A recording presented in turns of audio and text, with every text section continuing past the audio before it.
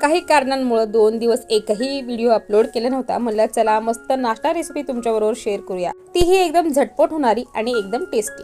तर आपल्याला इथे अर्धी वाटी रवा आणि अर्धी वाटी पोहे घ्यायचे आहेत. पोहे नेहमीप्रमाणे भिजून घ्यायचे आणि रवा दह्यामध्ये भिजून घ्यायचा आहे. दही जर आंबट असेल तर थोडंसं पाणी घालायचं त्यामध्ये आणि एक 10-15 मिनिटं भिजून ठेवायचं आहे. त्यानंतर रवा आणि भिजवलेले पोहे एकत्र करून घ्यायचे, व्यवस्थित मिक्स करून घ्यायचे. त्यामध्ये चवीनुसार मीठ आणि थोडासा खायचा सोडा घालून मिक्स करून घ्यायचंय. बॅटर जास्त घट्टही बनवायचं नाहीये. हाताला थोडंसं तेल लावायचंय आणि या तयार केलेल्या मिश्रणाचे आपल्याला गोळे बनवून घ्यायचे आहेत आणि तयार केलेले गोळे एका चाळणीला तेल लावून त्या चाळणीमध्ये हे गोळे ठेवायचे आहेत आणि एक 10-15 मिनिटं मीडियम टू हाय फ्लेम वरती आपल्याला वाफवून घ्यायचे आहेत. आणि तोपर्यंत एका कढईमध्ये थोडंसं तेल घालायचंय. त्यात जिरं, मोहरी आणि थोडासा कढीपत्ता घालून एक फोडणी तयार करून घ्यायची आहे आणि तयार केलेल्या फोडणीमध्ये हे वाफवलेले कटले टिक्की आहे ती आपल्याला 2-3 मिनिटं परतून घ्यायचे. थोडंसं लाल तिखट त्यावरतून घालायचंय आणि गरम गरम हे कटलेट तुम्हाला हिरवी चटणी किंवा खोबऱ्याची चटणी बरोबर खायला द्यायचे.